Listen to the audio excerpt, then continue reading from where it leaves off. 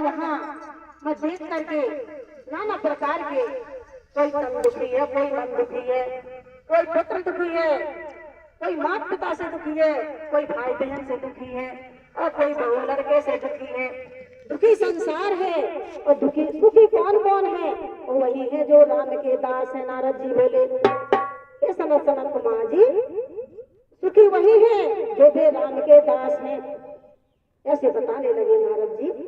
और वहां कुछ समय के बाद वहां गंगा मैया में से नहाने के लिए गए तो वहां भक्ति ही रो रही थी। सजनों, भक्ति भी रो रही थी। तो हमने जाकर के पूछा, क्यों माते, क्यों रो रही हो, क्यों रो रही हो माते, और आप कौन हो?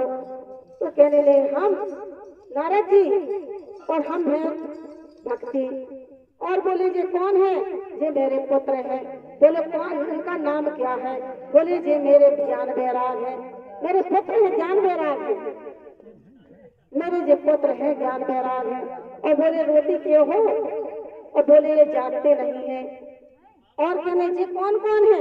बोले, जे गंगा है, जमुना है, सरस्वती मैया है और शेरावाली मैया है और मेरी रक्षा करती है। भक्ति बताने लगे और कहने लगे, देखो जगते नहीं है। तो नारद जी ने कानों में फूंक लगाई। जैसे फूंक लगाई और थोड़ी सनत सनत कुमार जी थोड़ी जगे, ज्ञान वैराग जी तनक जगे और फिर से सो गए। सनत सनत कुमार जी बोले कि ऐसा करो, कोई ऐसा उपाय करना पड़ेगा तब भी जगेंगे। शिव ऋषि मुनि जी जाकर के कहने लगे सनत सनत कुमार जी को, इनको ऐसा करो, इनका ऐसा करो और इनको जाकर के महाभागवत सुनाओ, तब तुम्हें ज्ञान वैराग जगेंगे, तभी जगेंगे ज्ञान वैराग। सनत सनत कुमार जी बोले, माने ठीक। इसी मन की बात माने, अटल मान लिया और जाकर के तैयारी करने लगे। जाकर के तैयारी करने बद्री आश्रम में जाकर के वहाँ अपने कथा के प्रबंध बनाने लगे। सजनों, कथा का प्रबंध बनाने लगे, बढ़िया पंडाल सजाया और बढ़िया जाकर के जैसे अपने कथा पुराण अपने भागवत ऐसे अपने जाकर के कलश यात्रा निकाली जाती है और जवारे दिए जाते हैं, पूजन किए जाते हैं। तो सनत सनत कुमार जी ने सभी अपने पूजा का प्रबंध बनाया और बड़े धूमधाम से कथा सुनाने लगे। सजनों, सुनाने लगे, सुनाते सुना 7 दिन बीत गए। तो 7 दिन बीत गए तो ज्ञान वैराग जग गए।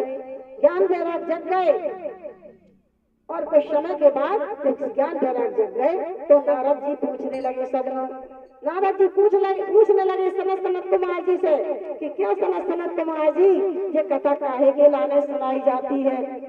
तो सनत सनत कुमार जी बोले, देखो ऋषिवर जी, कथा ऐसी सुनाई जाती है कि जन्म जन्म के पापी होते हैं वे तर जाते हैं और जन्म जन्म के पापी होते वे कर जाते हैं और सुख शांति मिल जाती है और घर में धन की प्राप्ति होती है और सारी गरीबी मिट जाती है और सारे आत्मा के दुख भी दूर हो जाते हैं। इसीलिए कथा सुनाई जाती है। अब भगवान नारद जी हैं और नारद जी खुद ही पूछ रहे हैं। इसी प्रकार से नारद जी को बताया। कुछ समय के बाद वहां जाकर के आत्म ब्राह्मण भद्र नदी के किनारे बैठा था। बोलो नदी के किनारे आप में 2 ब्राह्मण बैठे थे, तो भी बड़े ज्ञानी ध्यानी थे। उनकी पत्नी का नाम धुंधली, उनकी पत्नी का नाम धुंधली से जनाब तो बड़ी लड़ाकू थी, बड़ी लड़ाई करती थी। ऐसी आप नहीं बेटा, अपने पति को नहीं लड़ना कभी। ये कहते हैं धर्म, जो कहते पंडित पंडितानी को लड़ रही थी, पंडितानी पंडित को लड़ रही थी, गांव पुराना लड़ रही थी, पड़ोसी में लड़ रही थी। तो कहते हैं भगवान भाव के भूखे हैं, भाव के भूखे हैं, इंसान भी भाव के भूखे हैं। जो कहते हैं ऐसी बानी बोलो, मीठी बानी बोलो जो मीठी चली जाए भगवान के पास। जो करे तुम टोरोगे तो करे ही जाएंगे, तो करे ही जाते हैं तो वे करे भी चले जाते हैं और भगवान के करवा जाते हो, इंसान को भी करवा जाते हैं। तो इसी प्रकार से धुंधली बड़े लड़ंक थी और बेचारा ब्राह्मण देव बड़ा भोला भाला और बड़ा सीधा साधा और वहां भगवान का भजन किया करता था नदी के किनारे। उसने सोचा मुझे पुत्र नहीं है तो मैं पुत्र से दुखी हूँ और मैं अपनी पत्नी से दुखी हूँ, अब मैं क्या करूँ, मैं कैसे जीऊँ। मुझे भगवान ऐसा कर दे, मुझे पुत्र दे दे। बिना पुत्र के तो क्रिया भी सुननी होती है सजनों। मुझे पुत्र की जरूरत है, मुझे पुत्र दे दे तो मैं यह जीवन काट लूं और मेरी जीवन तो मेरे भंग है। पंडित जी यही सोच विचार करने लगा सजनों। सोचते सोचते विचार करते करते कुछ समय के बाद उसने सोचा कि मैं गऊ बांध लूं। गऊ बांध लूं तो मुझे बच्चा हो जाए तो मैं उसी में अपना जीवन काट लूं। तो बच्चा नहीं दिया सजनों। जो किस्मत में लिखा होता है वही होता है। कुछ समय के बाद अब उन्होंने पौधा लगाया। पंडित जी ने पौधा लगाया कि पौधा लगाए के बाद फूल खिल जाएंगे तो मैं उसी में अपना जीवन काट लूं। तो पौधा नहीं खिला। अब इतना उदास रहता था, चिंतित रहता था। गुरु कहते हैं जब बिगड़ जाता है तो कोई इंसान काम नहीं देता है। इसलिए कहता है जो मनुष्य का जन्म दिया है परमात्मा ने, भगवान ने, मेरे सदगुरु ने, तो सबकी परेशानी देखना चाहिए और सबके कष्ट मिटाना चाहिए। जो इतनी नहीं देवे तो इतनी देना चाहिए। थोड़ा अगर अन्नदान होना हो, धन दान न हो तो प्रेम की मीठी वाणी बोलना चाहिए। जो मेरे भगवान सदगुरु कहते हैं तो जो खाने के लिए ना हो तो मीठी वाणी बोलना चाहिए, ये कहते हैं। इसी प्रकार से जो पड़ोसी में, घर परिवार में जैसा बेचारा पंडित निकलता था तो गांव पड़ोसी के कहते थे अरे ये मूर्ख है, ये पापी है, पाखंडी है, इसको पुत्र नहीं है, तुझे इसके मुंह देखने का धर्म नहीं है सजनों। इनका मुंह देखने का धर्म नहीं है। ये कहां से इनका चेहरा देख लिया हमने। जो हम इसका चेहरा देख लेते हमारा काम कुछ नहीं बनता है, फेल हो जाती है। तो वो पंडित सोचता सोचता विचार करते करता विलाप करते करता उसको सहा नहीं जा सकूं तो उसने सोचा मैं जाकर के जंगल की ओर चला जाऊं, वहां जाकर के नमो नारायण हो जाए, वहीं जाकर के अपना प्राण त्याग दूं। इसी प्रकार से वहां से चल दिया पंडित जी ने और भगवान का भजन करता चला जा रहा है। मेरा कोई ना सहारा भगवान सहारा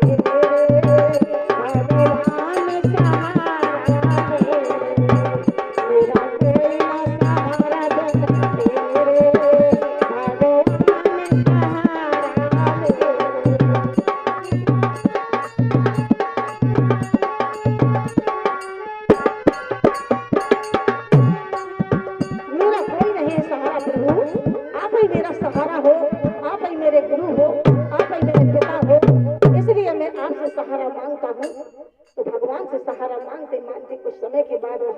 जंगल की ओर चला जा रहा। वहां से भगवान कहते हैं भक्तों की भावना को भगवान पहचान लेते हैं कि मेरा कोई भक्त चला आ रहा है, मुझे पुकारता है। वहां से भगवान जाकर के साधु के रूप में प्रकट हो गए। साधु के रूप में प्रकट हो गए तो जाकर के पंडित जी को पूछने लगे क्यों पंडित जी कहाँ जा रहे हो? कहने लगे ऋषिवर जी और मैं अपनी मृत्यु के लिए जा रहा हूँ। बोले क्यों?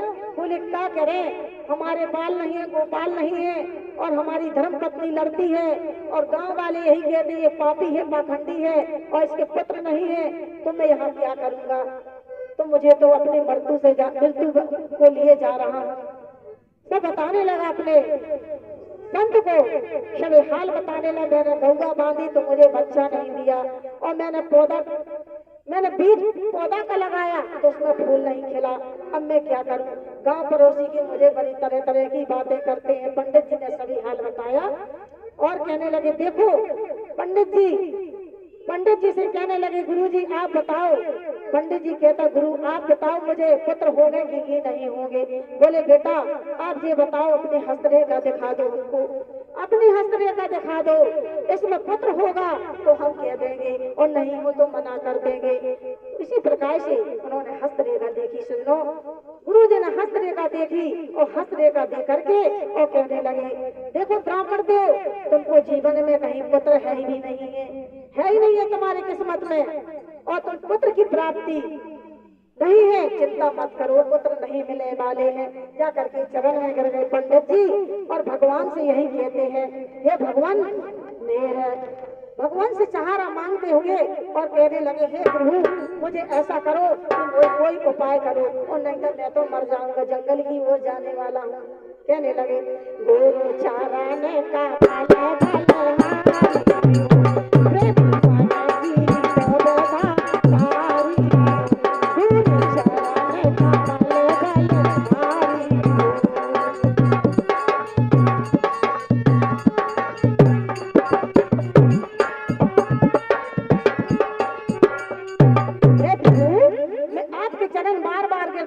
कोट कोट प्रणाम करता हूँ, विनती करता हूँ और मुझे ऐसा कोई उपाय बता दो कि मैं मुझे रास्ता मुझे पुत्र की मिल जाए। आज मुझे पुत्र नहीं है तो मैं जीवित नहीं रहूंगा और मेरी धर्मपत्नी मुझे लड़ती है और मुझे गांव वाले भी झगड़ते हैं, गांव वाले मुझे तरह तरह की बातें करते हैं और मैं इधर से नहीं जाऊंगा और जाऊंगा तो मैं अपनी मृत्यु के लिए जाऊंगा। और गुरु कहते हैं कि देखो पुत्र, हम एक उपाय करते हैं, आपको एक उपाय करते हैं, जो होगा तो होगा और नहीं होगा तो नहीं होगा। और उन्होंने एक हाथ झोली में डाला और डाल करके इतना फल निकाला और फल निकाल करके पंडित जी को दे दिया। सजनों, पंडित जी को दे दिया। पंडित जी ने अपने भाव से, बड़े भाव से अपना फल को ले लिया। जाओ अपने धर्मपत्नी को खिला देना। जब अपने धर्म पत्नी को खिला देना तो वहाँ पुत्र की प्राप्ति हो जाएगी। सजनों, तो वहाँ से दो पंडित जी चल देते हैं, बड़े भाव से, बड़े धूमधाम से अपना भगवान का भजन करते चले आए, बड़ी खुशी होकर के कि संत जी ने हमारे भगवान हमारे स्वरूप में लगाए, हमको फल दे दिया तो ये हमारा पुत्र तो हो ही गया है। तो पंडित जी बड़े भाव से अपने भगवान का भजन करते चला जा रहा है। मुझे भगवान का सहारा मिल गया। मेरे तन में गुरु, मेरे मन में गुरु, मैंने पा लिया गुरु का ज्ञान रे, गुरु शरण में आया। मेरे तन में गुरु, मेरे मन में गुरु, मैंने पा लिया गुरु का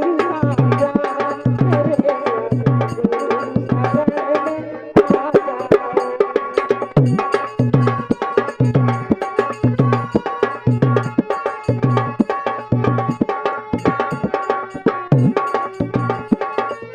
रे, गुरु शरण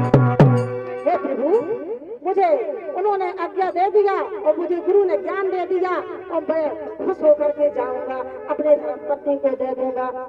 जाकर के कह दिया, जाओ पत्नी से कहने लगी, मेरी धर्मपत्नी धुंधकाली धुंधली और इस फल को ले लेना। बड़े भाव से फल को ले लिया पत्नी ने और लेकर के अब सोचने विचार करने लगी, सोच विचार करने लगी। अब उसको तो कोई चिंता नहीं थी कि मुझे पुत्र हो जाए।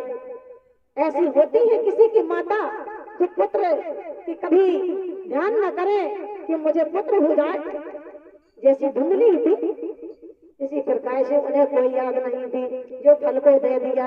अब विचार करने लगी, इस फल को मैं खा लूंगी तब मुझे पुत्र आ जाएगा तो मैं बैठ नहीं पाऊंगी। सजनों, मैं बैठ नहीं पाऊंगी और इस फल को खा लूंगी तो मुझे कोई चोर डकैत आ जाएंगे तो मैं भाग नहीं पाऊंगी और मुझे कोई यहाँ से भाग नहीं पाऊंगी, उठ नहीं पाऊंगी और तो मैं क्या करूंगी। तो इसी प्रकार से बहन से कहने लगी, पड़ोसी वाली से, हे बहन मेरी एक मुसीबत हल कर दो तो अच्छा रहे। बोले ठीक है बहन, बताओ क्या बात है। बोले ऐसा करो कि हमारे स्वामी जी और गुरु जी से और एक फल लाए हैं और कहने लगे पुत्र नहीं है तो इसके फल को खा लेना और फल से पुत्र की प्राप्ति हो जाएगी। सुनो, और मैं खा लूंगी तब मुझे पुत्र आ जाएगा तो मैं बैठ नहीं पाऊंगी और मैं चल नहीं पाऊंगी और आ जाएंगे कोई चोर डकैत, मेरी इतना गहने सोना चांदी रखे हैं तो मेरे डकैत आ जाएंगे तो मैं भाग नहीं पाऊंगी, मुझे मार डालेंगे। तो यही सोच विचार करने लगी। तो उसने कहा बहन ने कि बहन आप चिंता मत करो और जैसा कहोगे मैं वैसा भी कर दूंगी और चिंता करने की कोई बात नहीं। आपकी दौलत पड़ी है तो मुझे दे देना और मेरे गोद में पेट में बच्चा पल रहा है उसको मैं दे दूंगी। ऐसी बातें पड़ोसी में बहन करने लगी। चिंता मत करना, कुछ समय के बाद जब पुत्र हुआ और अपने पति को नहीं बताना और मैं अपने पति को नहीं बताऊंगी और मैं कह दूंगी कि बच्चा तो है ही नहीं है, सब बताने लगी बहन। कुछ समय के बाद जब पुत्र हुआ, सजनों जब पुत्र हुआ तो कहने लगी, देखो जब पुत्र है और मुझे दे दो दौलत। तो पंडित जी की दौलत बहन ने ले लिया और गोद का बच्चा कुछ समय के बाद उसका जब बच्चा हुआ तब उसका वो धरा दिया, गोकरण धरा दिया, गोकरण धरा दिया और बोले इस फल को क्या करेंगे। तो बहन धुंधकारी उन्होंने कह दिया कि इस फल को क्या करें। तो कहते गौ को खिला देना, तो इसको गोकरण नाम धरा देना। तो गौ को खिला दिया। दिया तो गोकर्ण धरा दिया। और गोकर्ण जाकर कुछ समय के बाद अपने विदेश को चला गया, विदेश को चला गया। तो इसी प्रकार से और उसने दूध पिला करके बच्चा को दे दिया, बहन ने उसको दौलत दे दिया। कुछ समय के बाद अपने माता पिता को तकलीफ देने लगा। ये कहते हैं धर्म की कहानी जो किसमें लिखा होता है, जो पुत्र की प्राप्ति नहीं होती है, तो किसी के पुत्र को आप मान लो जब इसमें लिखा नहीं है तो वो कहीं मिलने वाला नहीं है। तो पिता के मजे मजे से दौलत खींचने लगा और खींचते खींचते पिता की दौलत खींच लिया। कुछ समय के बाद और माँ को मारने लगा। तो पिता जाकर के जंगल की ओर चला गया और माँ जाकर के कुआं में गिर गई। देखो ये धर्म की कहानी जो किस्मत में लिखा है। वो कहता था मुझे पुत्र हो जाए, जब पुत्र हुआ था ऐसा हुआ। इसी प्रकार से जाकर के पंडित चला गया, पंडित चला गया। तो कुछ समय के बाद उन्होंने विष्यन को लाया, विष्यन को रखने लगा धुंधकारी। इसी प्रकार से कुछ समय के बाद उन्होंने विष्यन को लाया तो विष्या रखने लगे। जब विष्यन को रख लिया था कुछ समय के बाद धीरे धीरे जाकर के दौलत निकालने लगे। जब दौलत निकालने लगे उन्होंने सोचा कि इसको तो मर ही जाना है, जितने पाप कर रहा है तो इसको तो मर ही जाना, इसकी दौलत भी निकाल करके ले जाए, पहले से पहले तो अच्छा रहे, फिर मारना तो अभी मार देंगे। इसी प्रकार से धीरे धीरे जाकर के दौलत निकालने लगी। दौलत निकाल करके इकट्ठी करने लगी और कर करके और उन्होंने जाकर के उस कमरे में इतना लगूटा कंडा का जलाया और जला करके मुंह में लगा दिया और आग छुआ दिया, आग छुआ दिया, जला करके वे चली गई। सारी दौलत निकाल करके विष्या ले गए। कुछ समय के बाद गोकर्ण आया अपने महल में, उसी में जाकर के लेट गया। तो लेट गया था कुछ समय के बाद ऐसी झनकार आने लगी। कोई गौ कुत्ते के रूप में दिखाने लगा, कोई गाय के रूप में, बछड़ा के रूप में, और कई कई प्रकार के नाना भैंस के रूप में, कई नाना प्रकार के बन बन के आने लगा। कहने लगा कौन है, मुझे डर लगता है, बताओ कौन है। तो कुछ नहीं बताया। तो गोकर्ण ने अपना पाँव गंगा जल का किंछा लगाया, तब कहा भैया मैं हूँ धुंधकारी। बोले क्यों? बोले मैंने भैया बड़े बड़े पाप किए हैं, मैंने बड़े बड़े पाप किए हैं। इसी प्रकार से मुझे ऐसा उपाय करो कि जिससे मैं तरन-तारान हो जाऊं, जिससे मैं तरन-तारान हो जाऊं। इसी प्रकार से उसने अपना जाकर के 5 घाटों में जाकर के पिंडदान किया। गोकर्ण ने 5 घाटों में पिंडदान किया। पिंडदान करके और वहां से आया और आकर के बोला अभी मैं नहीं तरा हूँ भैया, अभी गोकर्ण में नहीं तरा हूँ। वो कहने लगा अभी यहाँ घर में पिंडदान करो। तो घर में पिंडदान किया और पिंडदान करके ब्राह्मण देव खिलाए और मानव के खिलाया और यहाँ घर दिए, यहाँ उनका उद्धार किया। अभी गोकर्ण कह रहा मैं अभी तरा नहीं हूँ सजनों। जब नहीं तरा है तो जाकर के सूर्य भगवान ने उनको गोकर्ण को आकाशवाणी हुई। उनने कहा कि भैया गोकर्ण और ऐसा करो धुंधकारी को जाकर के 7 दिन कथा सुनाओ, महाभारत कथा सुनाओ। इसी प्रकार से गोकर्ण तर जाएगा। तो अपना प्रबंध बनाने लगे गोकर्ण, अपना प्रबंध बना लेंगे, भागवत का प्रबंध बनाने लगे, भागवत की तैयारी करने लगी सजनों।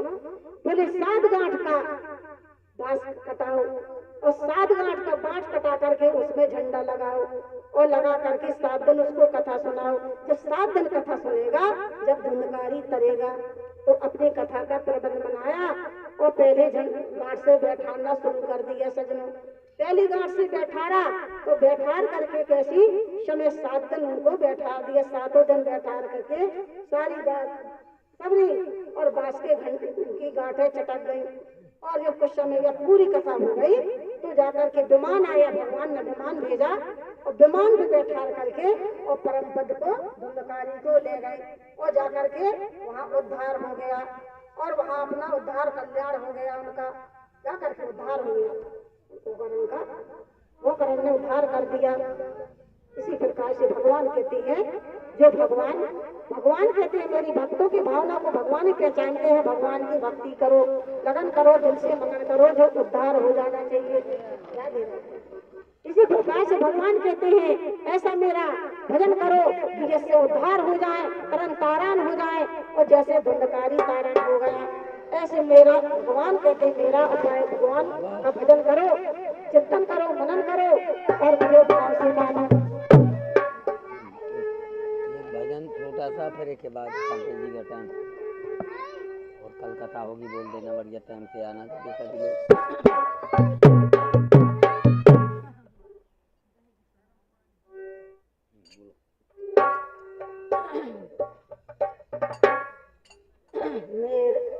मेरे तन में गुरु, मेरे तन में गुरु, मैं काली अधूरा जान रे, गुरु शरण में आ जा। मेरे तन में गुरु, मेरे तन में गुरु, मैं काली अधूरा जान रे, गुरु शरण में आ जा।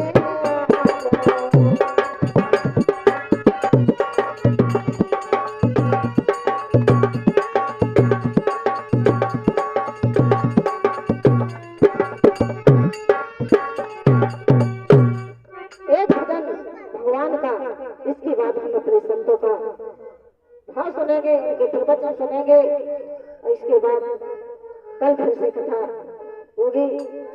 बड़ी माता बहने बड़े ध्यान भाव से सुने।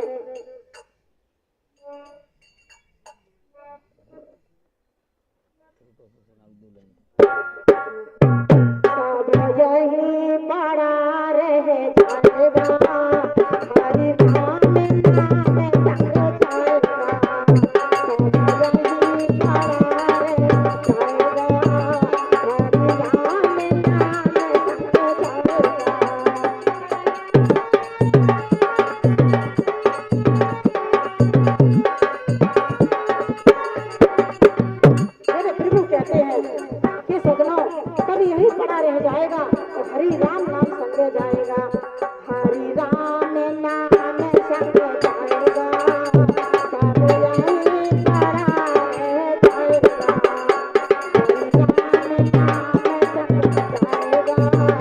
सब यही पड़ा रह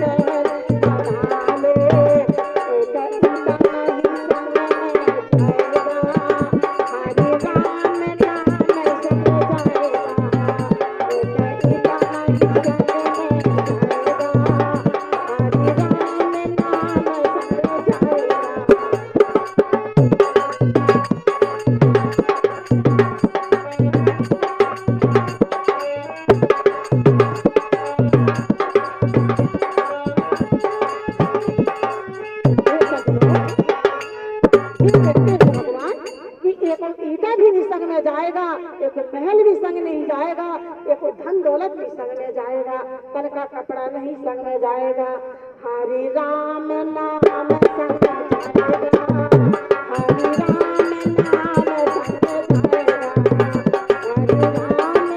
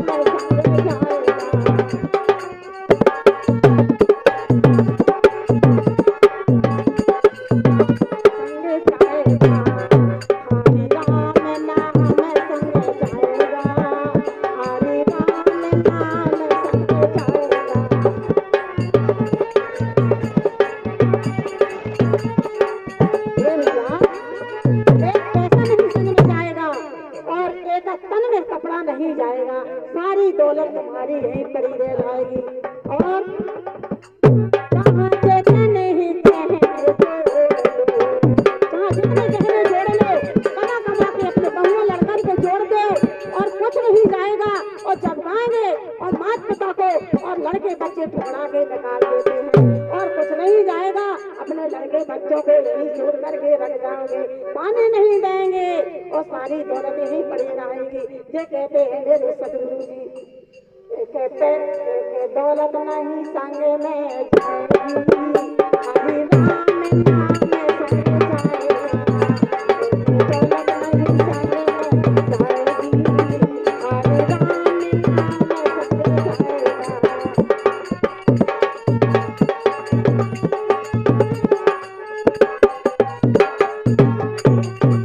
बहना कितनी काया बना लो, तन में अच्छे कपड़ा पहन लो, गहने सोना चांदी की चीजें पहन लो और कुछ नहीं जाएगा, केवल राम भजन ही जाएगा।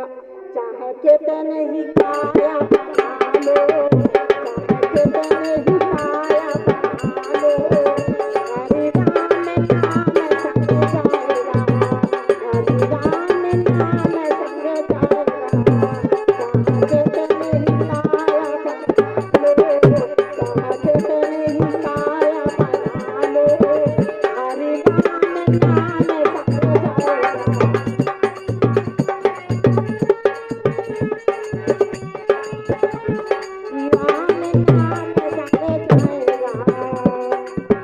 नाम संग जाएगा। भगवान मेरे कहते हैं सदगुरु, चाहे कितनी ही काया बना लो, अच्छे कपड़ा पहन लो, सोना चांदी की गहने चीजें पहन लो और अपना तन को अपना संहार कर लो, कुछ नहीं जाना है, यही पड़ा रह जाना है, राम नाम संगे जाना है। और हम सदगुरु की कृपा है, हमारे संतों के, हम एकाध अपने महापुरुष संत बैठे हैं जो उनके द्वारा हम उनके मुकाबले से सुनना चाहते हैं। इसी बात से हम आरती दीपक और भगवान की सदगुरु की करेंगे। एक भजन अपनी बहन जी से सुनेंगे, बड़े अच्छे भाव हमारी बहन जी के और बड़े संगीत प्रवचन करती हैं और हमें बड़े अच्छे लगते हैं। एक भजन के माध्यम से हम सुनना चाहते हैं, हमारी बहन जी आए और सुनाए हमको, बड़े सुंदर भाव उनके। बोलिए वृंदावन बिहारी लाल की जय, बोलो सदगुरु अखंड भगवान की जय, बोलो सच्चिदानंद भगवान की जय।